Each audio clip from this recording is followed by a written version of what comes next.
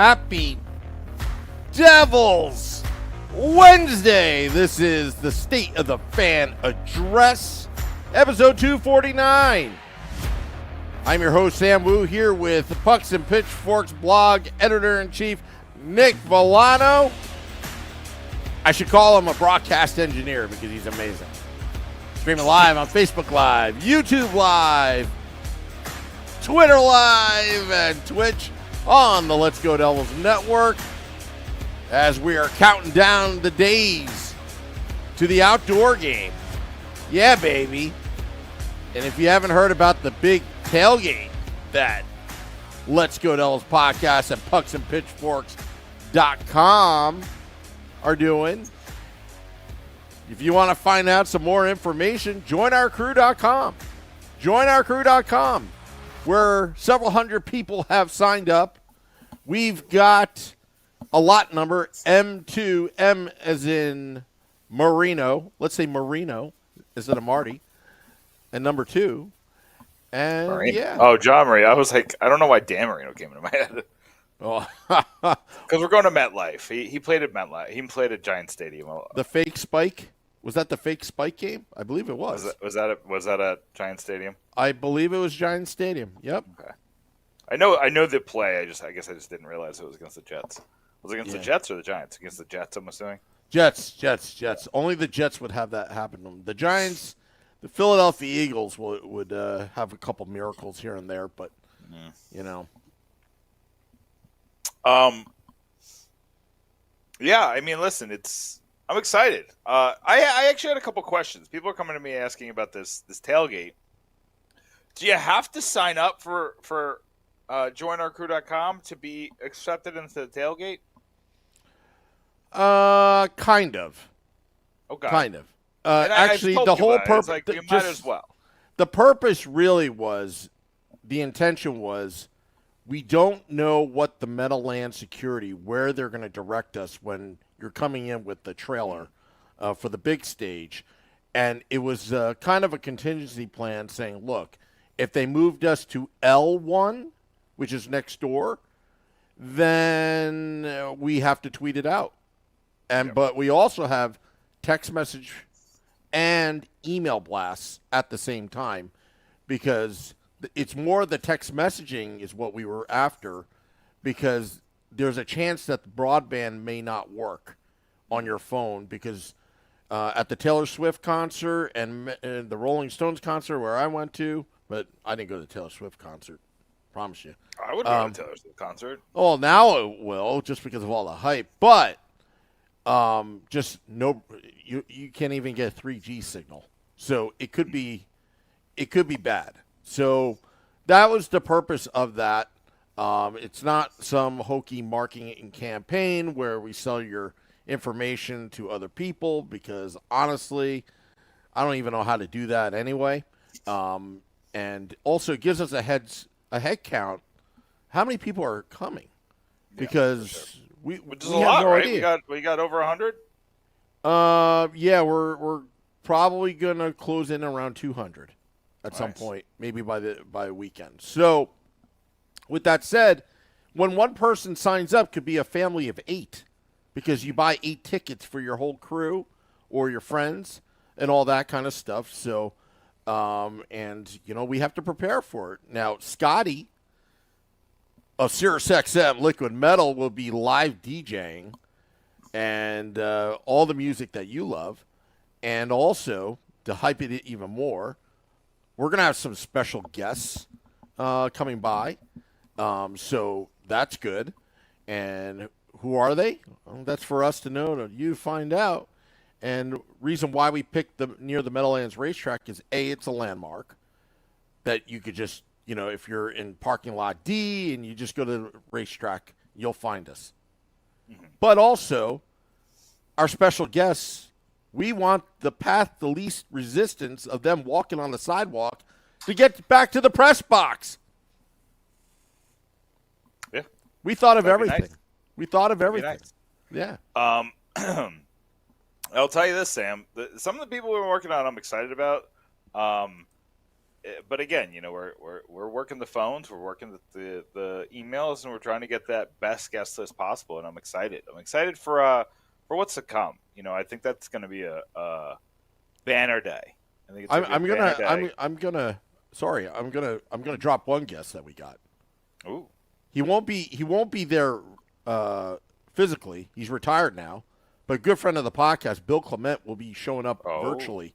Oh, big names. Yeah. That. He former Flyer, 2 Stanley Cups, but had called first broadcasting job before he got the ESPN gig was with the New Jersey Devils for 6-7 games before he got picked up. So Bill Clement, and he called the 1995 Stanley Cup Finals, not the game-winning clincher because that was on Fox with the glow puck, but 2000. 2001, against the Avalanche. We don't talk about 2001. Yeah. No, first off, that was all rigged for Ray Bork. I still tell Bill Clement every day that's rigged. It's rigged. It's rigged. And I don't know. He's still my friend. And 2003 as well. So it's a big deal.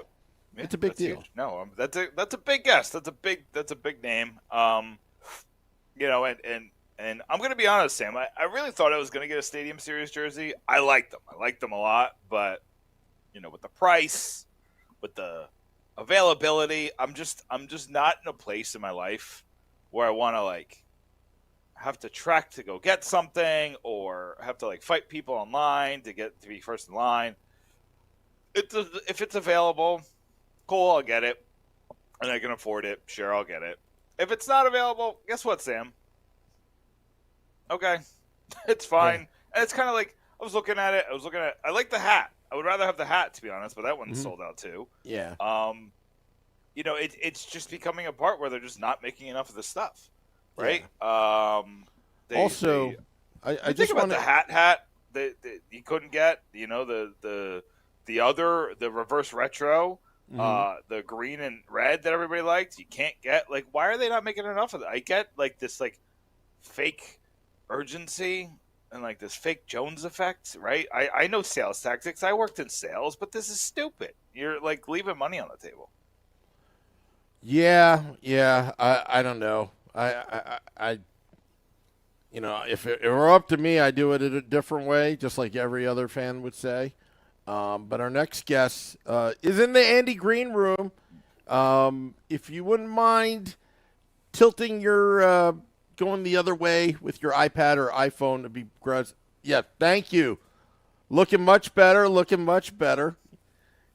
I know our audience is loving the live, the live, behind the scenes. Yeah, all that kind of stuff.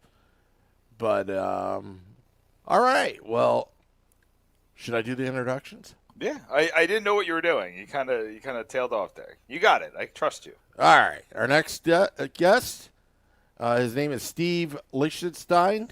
I believe that's how you pronounce it. City Game podcast, and also former writer with WFAN and CBS New York. You can find him on Twitter at Steve Lichtenstein with the ST1. Steve? How you doing, Steve?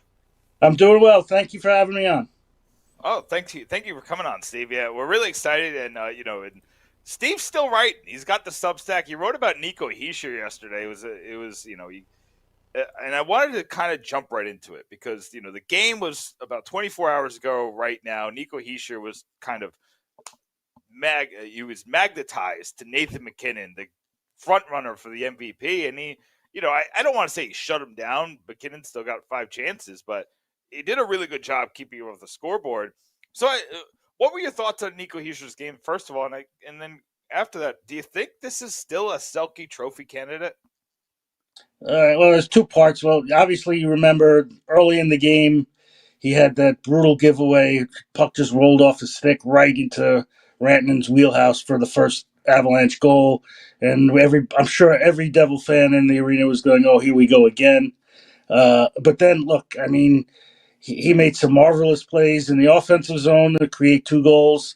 And, when he made those passes, again, I would say half the crowd was thinking one pass too many, Mm. but they both worked. They both led directly to goals. And you want to talk about his defense? I was just impressed with the way, he was physical with McKinnon. I mean, you cannot give that guy any room because once he gets those legs going, he has such a powerful stride. He's really hard to stop. You mentioned the high danger scoring chances. I mean, there was that one play near the end where he was in a puck race with Luke Hughes. I mean, that's like an Olympic gold medal final with Yeah. for the fastest skater, and he beat Hughes pretty good, and somehow Vanacek kept it out. But you're going back to Heischer. As I wrote, I don't think the Selke is in the cards this year. Sometimes it's factors beyond his control. I mean, when you look at the numbers, he's been impacted just like everybody else has. By the young defense, the poor goaltending. And right now, if I had a guess, I would think Barkov of Florida is the front runner. Yeah, and I think that's fair. Barkov's a phenomenal player, great two way. He's probably that was the ceiling, right? When Hisha was drafted, is if you could get Barkov, like then you hit a home run. Obviously, well, remember he is the number one overall pick, and so there is uh, there's some expectation there as well. But look, I mean, he's been the two-way center that Ray Shiro dreamed of having, and when he said, "I'm coming out of there with Nico Hischier no matter what." For sure. And you mentioned the bad goaltending, and but you also mentioned that Vitek Vanacek made a stupendous save on Nathan McKinnon on that when he beat Luke Hughes in the foot race. So where are you at with Vitek Vanacek? Do you think this guy has the chance to make a big turnaround for the rest of the season, or do you think what we've seen for the first 48 or so games? Do you think that's what we're going to get for the rest of the season? It's really difficult to tell because the defense is so young. Last year, he was the beneficiary of having, a really deep defense that stayed healthy for the vast majority of the year. Graves was gone, Severson is gone, and Siegenthal and Hamilton are hurt. So, you need a goaltender who's beyond average with a good defense. Yeah. So, obviously you see the natural stat trick numbers where he's, near the bottom of goals saved above average and doesn't really save many high danger opportunities for the opponents. So, my feeling is that he's an average goaltender, and if the team in front of him is pretty good, he's going to win some games. If the team played like it did during the first half, this is what you're going to get. A lot of the goals you can say, well, yeah, you can't really fault them, but sometimes you need the goaltender to make that kind of save. It's what teams in the area they expect that out of Sorokin on Long Island. They expect it out of Shesterkin and now Quick, in Manhattan. We have to expect that out of our goaltenders too. Make the saves no matter how difficult they are. For sure. Now, there's been a lot of talk about who the Devils are going to target, especially the goaltender market. And we haven't really seen one of these big names move. We haven't seen Markstrom move. We haven't seen Gibson move. You haven't even seen Merzlikins move, and he's asking to move. So when you look at the trade market and kind of where the Devils are in the standings, kind of how many players they've been connected to, where are you with the Devils in the trade market? Well, I think Fitzgerald is doing the right thing. He's waiting because, this could turn on a dime. If the Devils don't, this was a great start last night, but if they don't really turn it around, you might see them go from buyers to sellers really quick. I mean, I'd be prepping a Tyler Toffoli, what can we get for him piece? Because, if they're, still like 5-6 points out of a wild card spot, are you really going to, use future picks to chase, an eighth seed? Yeah, I don't know. I think he's doing the right thing now by waiting to see, what are they going to be like when they have Hughes and Heischer together. I think someone said they've been together for like it's like 24 games or something like that this year. It's not a lot. Uh, it's not a lot, and if they can turn it around, yeah, then I'd say, yeah, go look at Hannafin, go look at a goaltender, whether it's Gibson or Markstrom or somebody like that. or even look, beyond that. So I think it's too soon to say, because, like I said, there's just too much risk involved in throwing good money after bad, and I think if they don't turn it around, we're gonna have a different discussion. I mean, the Michael McLeod thing. I don't know if you guys talked about it, but Too that's much. a devastating hit. I mean, he was one of their top 5 players in the last month before the leave. Mhm. Yeah, for sure. So I mean, do you think they should target a center then? Do you think that should be on their wish list? I don't think so, because they have enough people who can play center.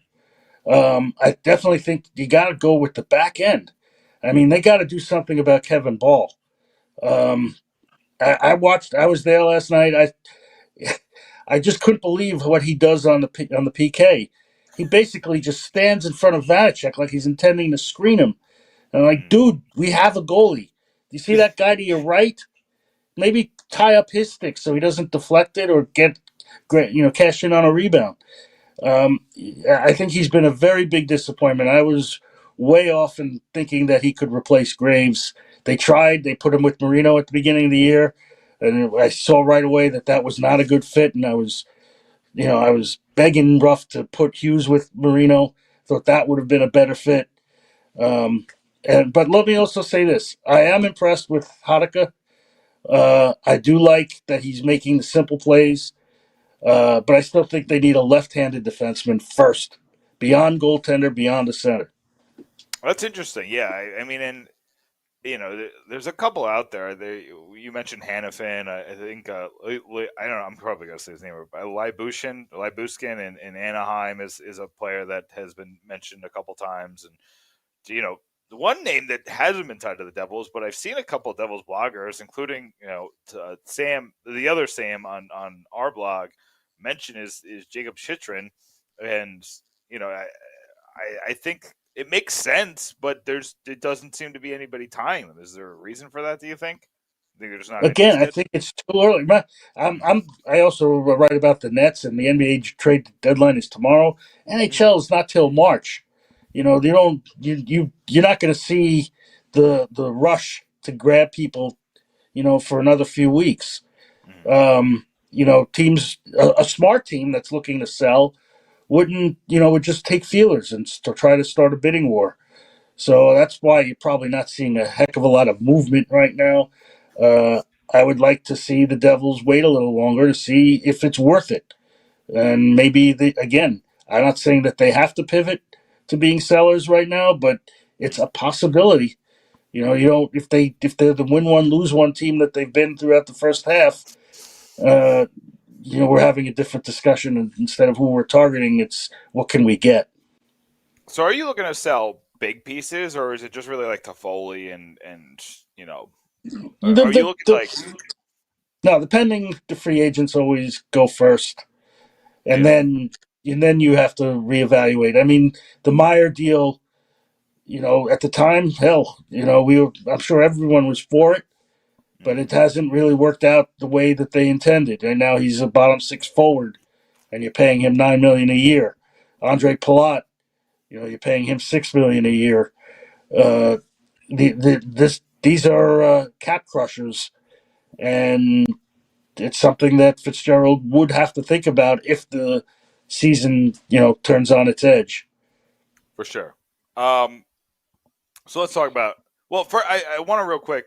You keep talking about if they're in a certain spot, you look at being a seller, you look at doing nothing. Where do you, if you're Tom Fitzgerald, where do you have to be to buy? Like, where do you have to be to give up that first round pick, or a quality prospect or player? Do you have to be in a playoff spot? Do you have to be 1 or 2 points back? Like, where do you have to be in your mind if you're Tom Fitzgerald to make that move? Well, I'll just say now, because I can only judge by now. Mm-hmm. They may be only like 5 points out of the last wild card slot, but they're 11th out of 16 teams. So in the conference. So, and you got to get into the top 8. So if they were around, ninth with a couple of points out, maybe you go for it. Maybe you make a trade for the defenseman. Maybe you make the trade for the goalie. But if they're still 11th, have to jump over 4 teams. As you know, every game seems to be a 3-point game. Well, at least a third of them, I think, statistically. So it's not as easy. Oh, they're only 5 points out. It's like a week.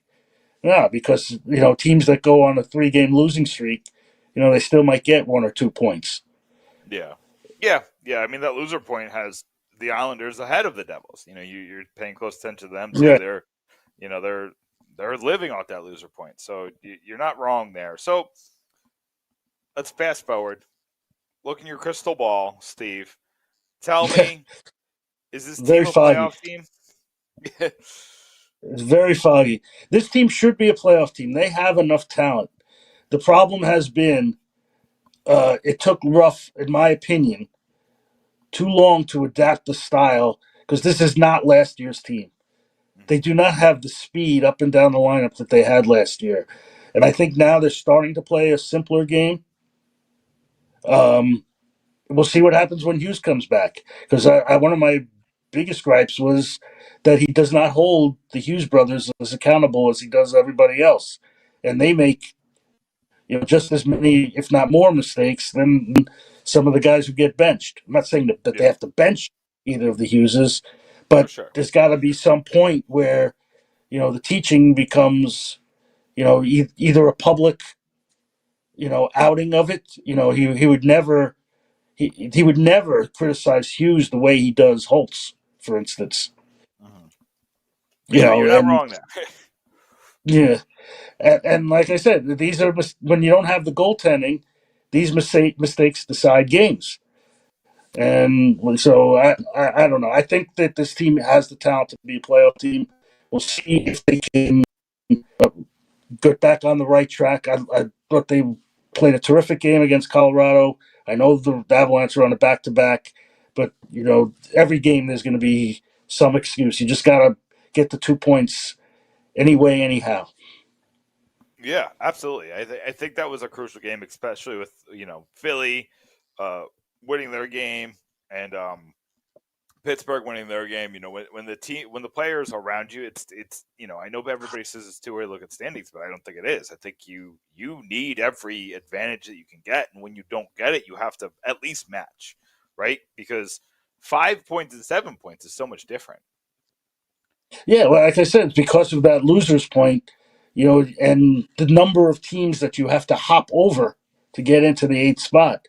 I mean, right now Tampa Bay is, I think, 8th, and they're a really strong team. Mm-hmm. So it's gonna be a dogfight for them to get there. They have the talent. It's a matter of if they can eliminate the terrible mistakes. I mean, the Rantanen goal, the Stamkos goal in the game before the break. I mean, you're just teeing it up for these guys.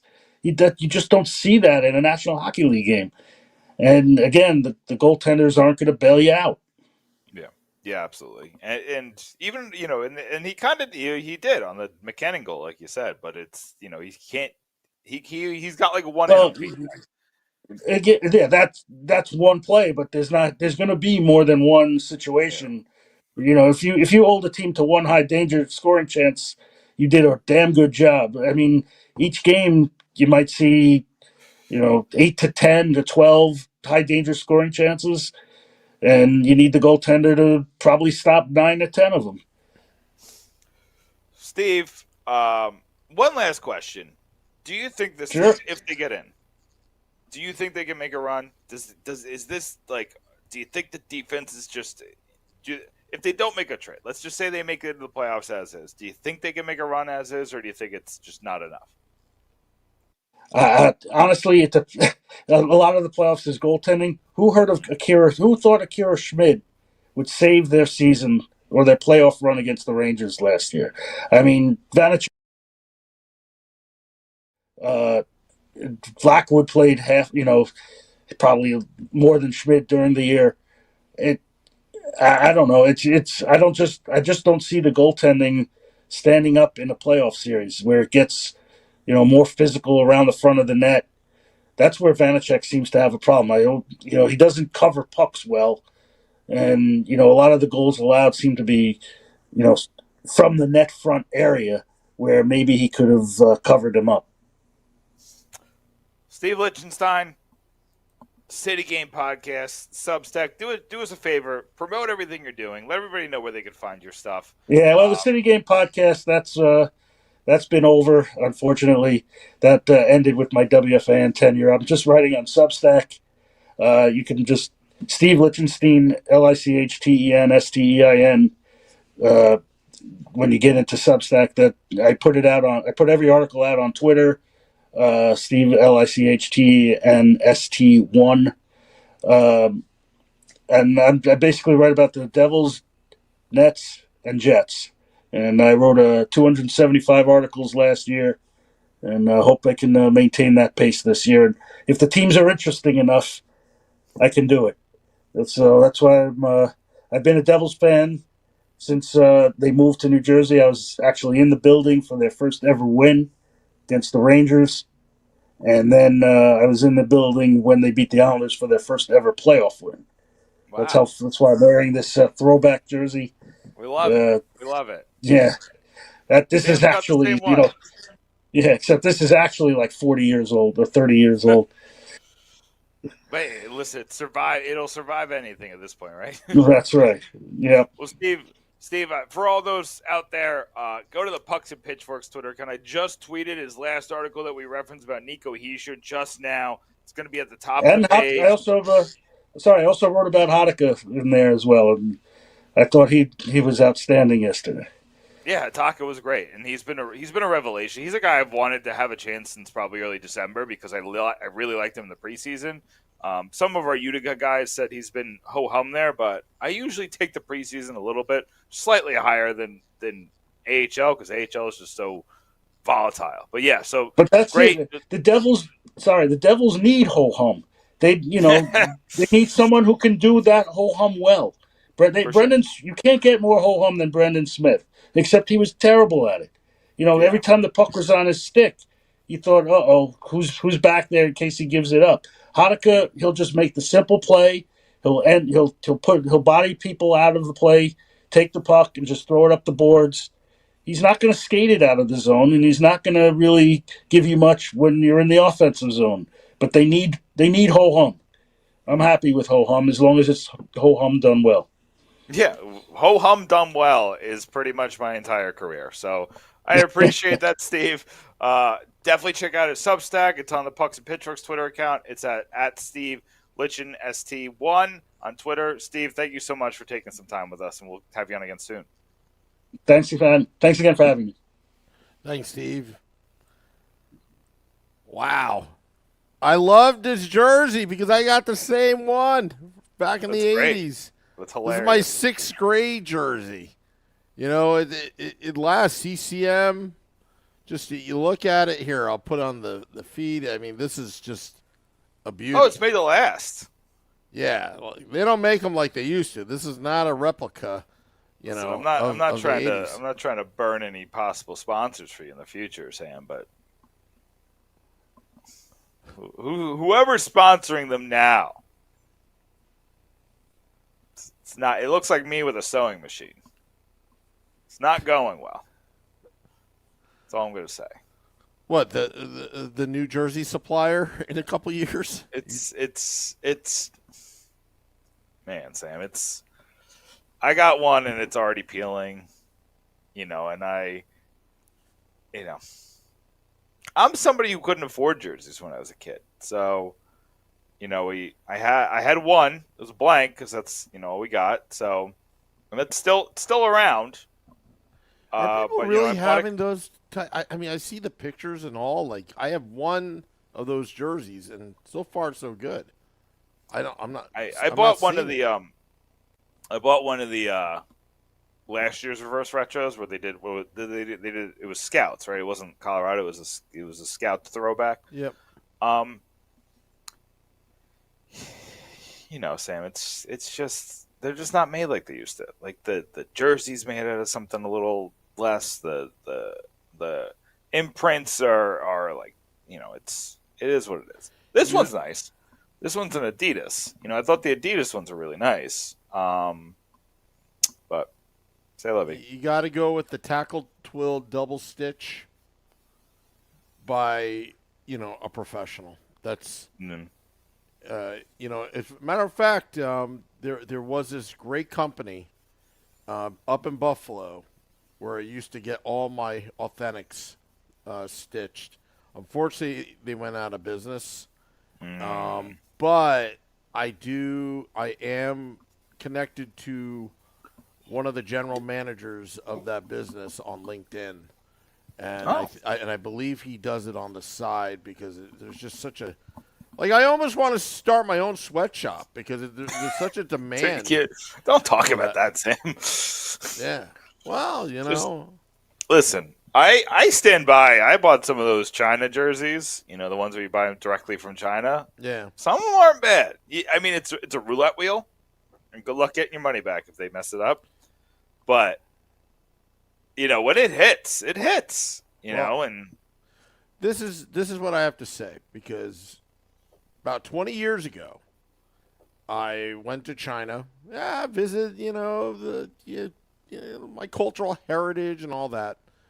But a family member who owns factories in Japan and China showed me these, I won't say sweatshop, but these manufacturing factories.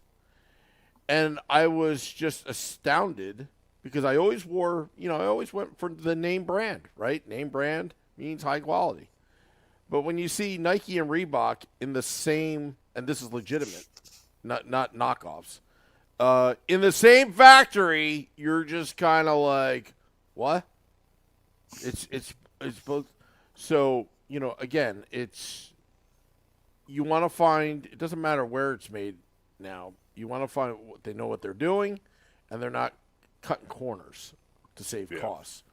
And the only way to do it is just pay up the wazoo and get it done right by a real, embroiderer that knows how to do the double tackles. Double stitch.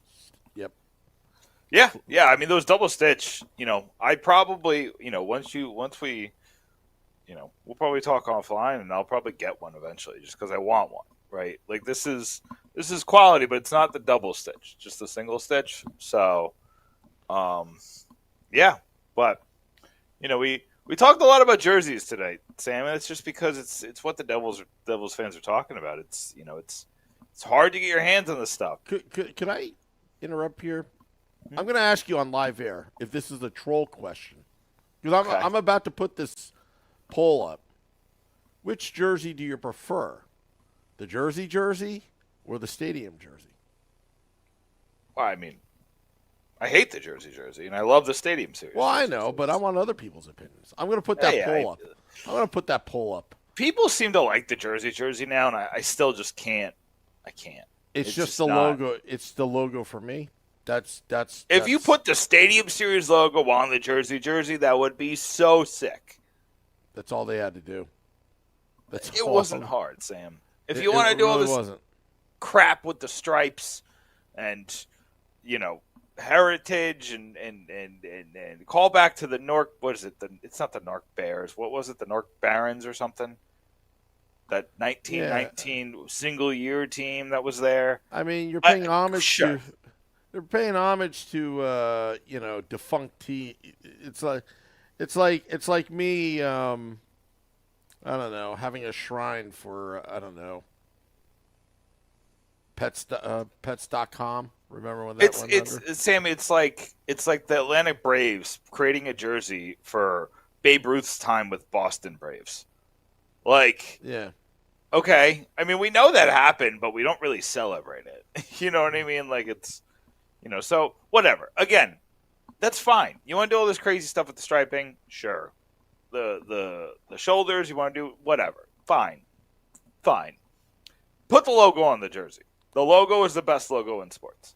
The worst part of it is they involved Marty Brodeur as if he designed it too, which was like, that was like what was that? Plan B cover?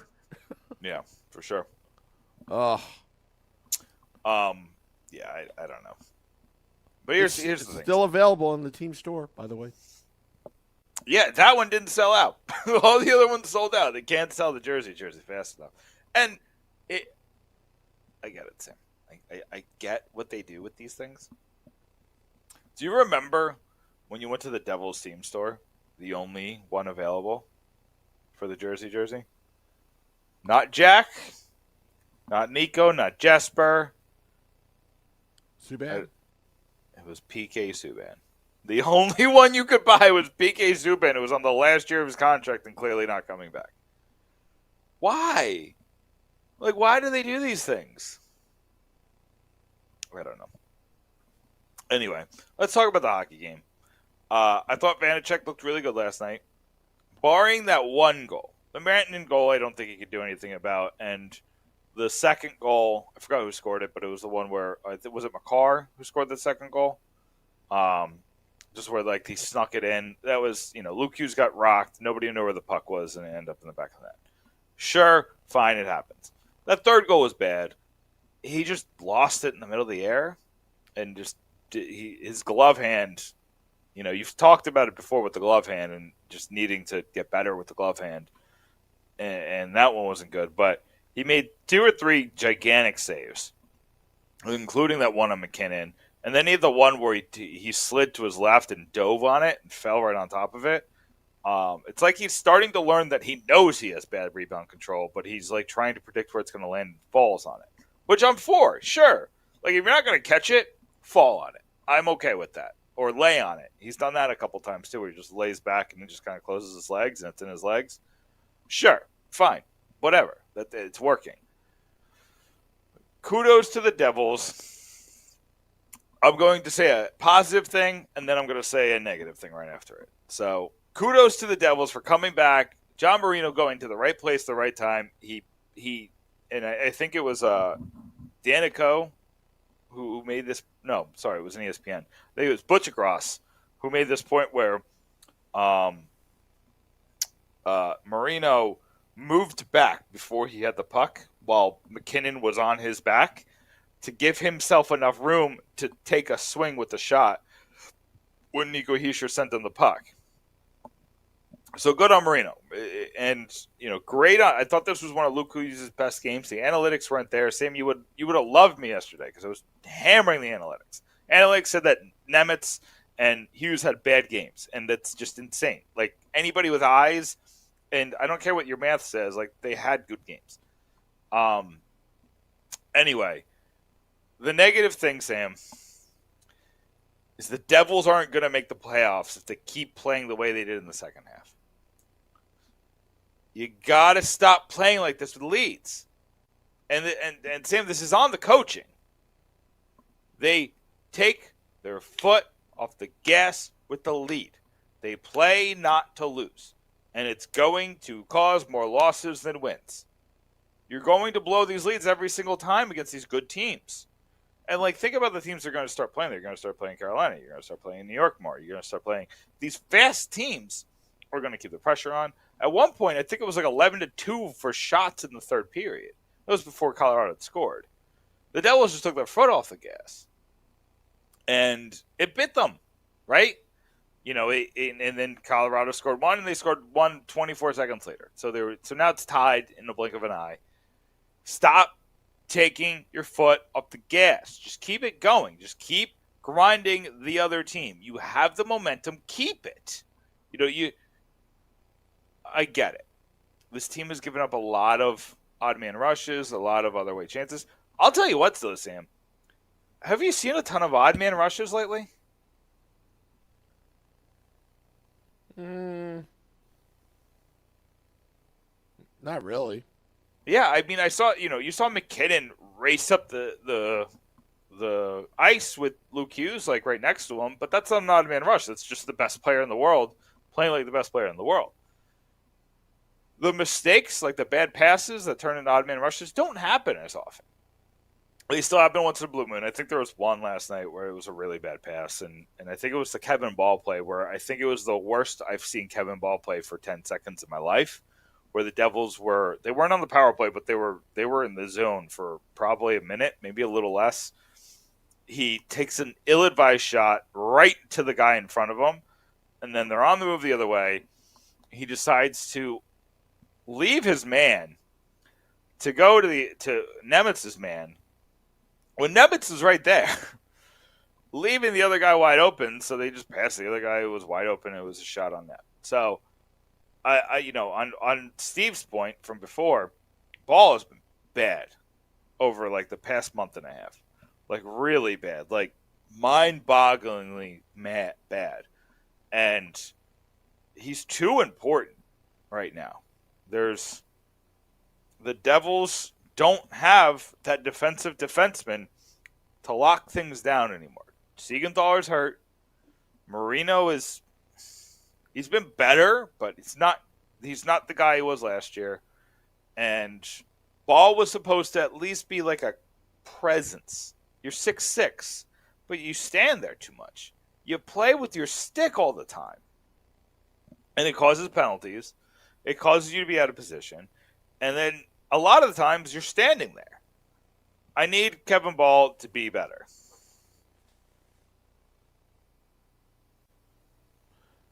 I think we all want Kevin Ball to be better. I think a lot of these plays are low hockey IQ plays. I don't think it's the system, because I don't think any system would be that stupid that, calls all these mistakes, But I will say that Vanacek is playing a little bit better, and I said this last night on Devils After Dark, that it's going to be every game, piece by piece, little by little, Vanacek is going to get better. His glove is getting slightly better. I understand that one play that you were talking about, but overall, I think he had somewhat better rebound control last night. The only concerns I have is I don't think Colorado really played the Devils physically last night. I thought that, once they were down 3-1, that's where they started to bring up the physicality. And I don't know if it's because of fatigue for playing the night before. That's why they started off, not playing physical. But it seemed like once they started to throw their weight around just a little bit, it caught the Devils off guard. I mean, that forecheck was great when I forgot who that rocked Luke Hughes. Luke Hughes behind the net. I mean, once they did that, then they just went gangbusters. But you got to credit the Devils. I mean, I actually have the John Marino football call queued up. If you want, I saw that. I'll tell you what.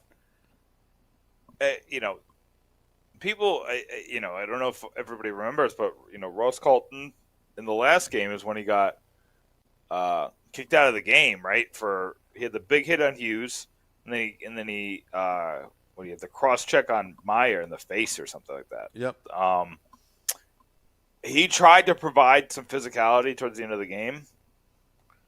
It caused one penalty for him. He wasn't very good, just to be honest. Like, it just didn't work. So they're trying to make him this. I don't understand what Colorado's doing with its players. But you got Miles Wood playing penalty kill. You got Ross Colton trying to be your Tom Wilson, but that's like just not his skill set. I'm just this Avalanche team, and again, they're leading the division, so like, who the heck am I? But I don't know what they're doing. It's just a weird dynamic, right? And the goaltending's better. It's just like what the Devils did last night. Like, it hurts my brain, because you had one of the worst goalies in the league in net. He came in with an .861 save percentage. Why are you not throwing 40 at him? I don't get it. So it worked. They won in regulation. It is what it is. Last point I want to make, though. I don't get what's going on with this power play. What are they, 0 for 18 now? 0 for the last 18? 17. I can't remember. Did they Well, have 2 or 3 power plays last night? yeah, there were a couple sequences that I didn't think they were that bad, but 0 for 18, Sam, is like you could put lipstick on a pig, but there ain't no makeup hiding 0 for 18.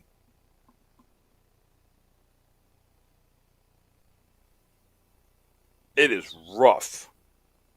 And it doesn't. I don't good. think it's that bad. Again, we're talking about stats here. 0 for 18. Are they moving the puck around? Are they getting the pucks But they're on not net? scoring. That's You know, like the, you know, that's you know what you know what the that's problem is? You know what the problem is on the power play? They don't score. That's the problem.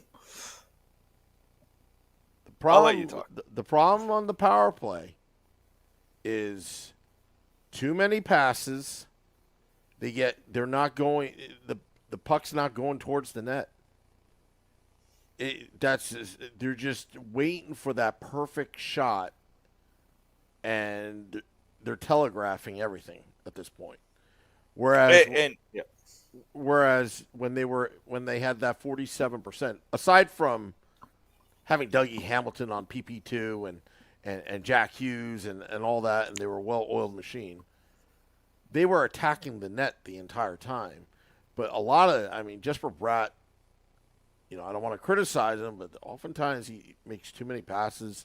They go the east-west, just they're not going, they're just telegraphing. And they're kind of playing that perimeter game. They need to get inside, and they need to cause havoc in front of the goaltender. They're not doing it right now. There are 2 plays on this power play. 2. There is the pass to the bumper, and the bumper passes it across the net front, trying to get that guy. Usually it's Nico Hischier, but sometimes it's been Bastian, it's been Holtz, it's been a couple other guys. Sometimes it's Bratt, but usually he's on the bumper. Trying to get it to that guy, send it into the mess and have your guy shoot in the net, or it's shoot it from the point.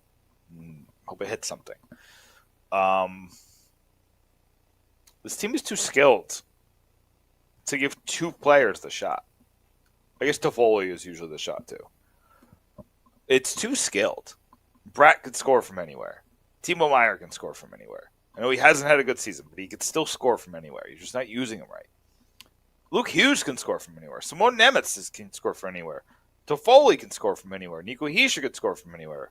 Even Palat and Holla. These guys can score, but you're doing this same thing. You pass to the bumper tries to move the defenseman. Or I guess, every single team I've seen play the Devils plays the diamond against them on the penalty kill. I'm going to start paying attention more because I'm pretty sure it's every single team plays the diamond, right? It's the same thing every time. It's the diamond. And then they shift it, and they shift. Never see it go to the left. Never see the pass, like the play from the left. They always play it from the right. They go right, pass it back. They go right, pass it back. Then they go left, and the guy on the left skates to the right. Pass to the defenseman, pass it back, pass to the defenseman, pass it back. You're telegraphing it.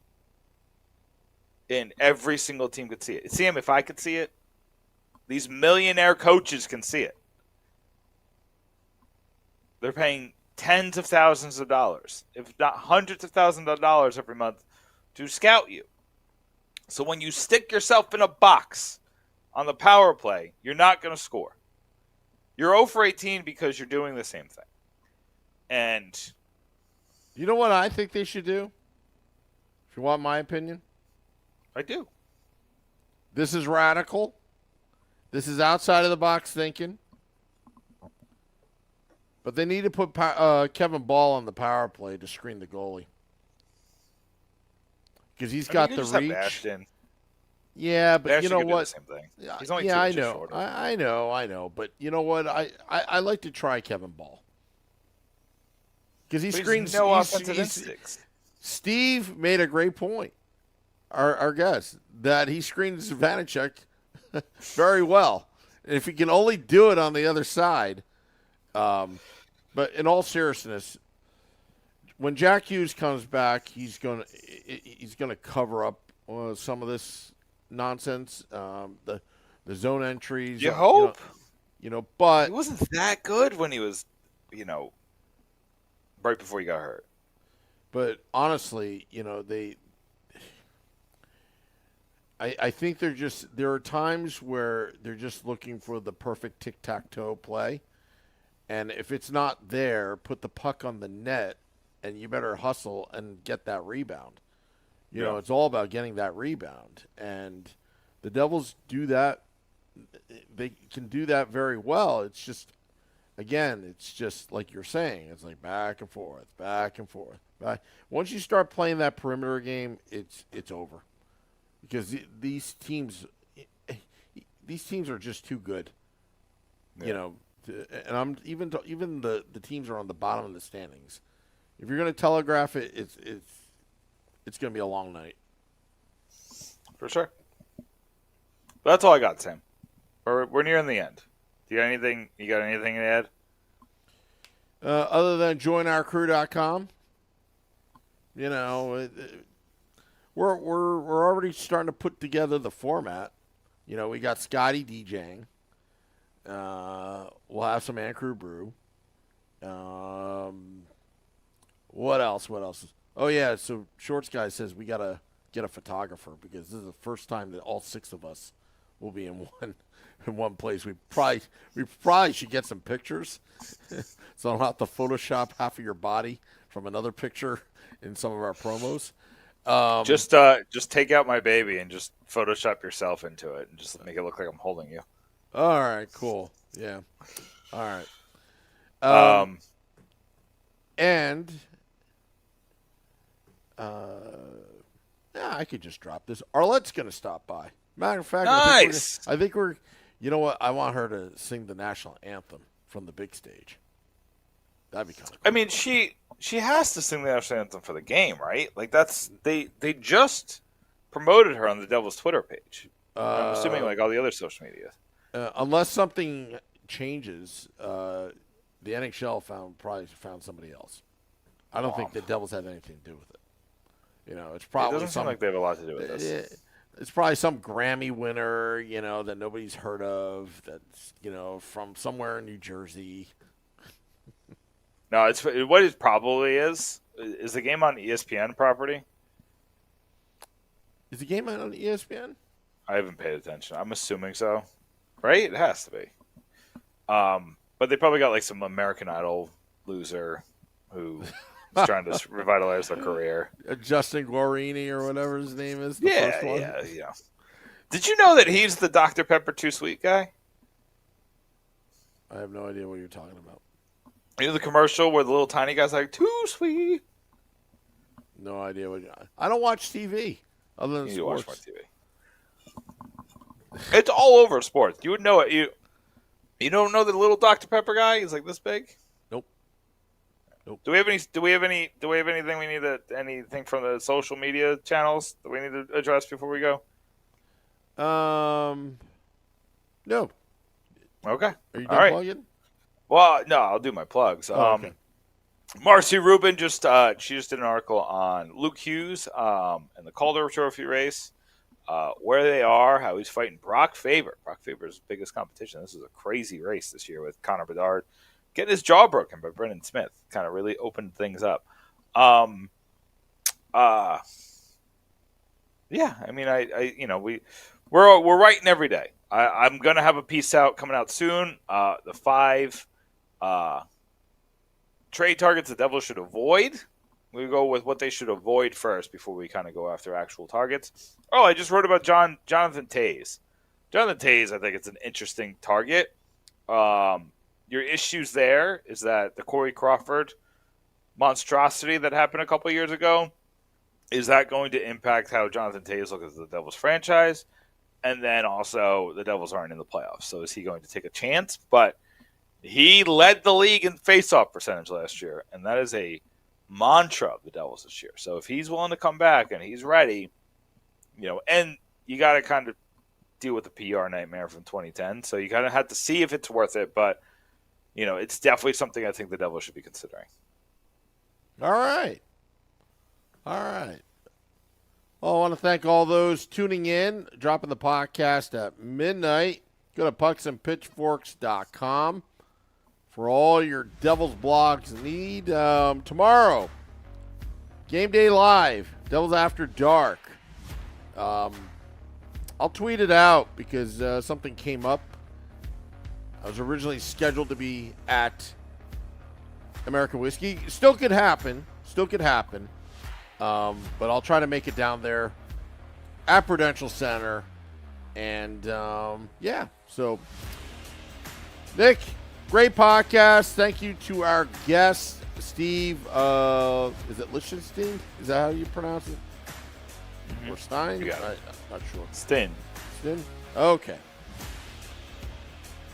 Till next time, let's go Devils.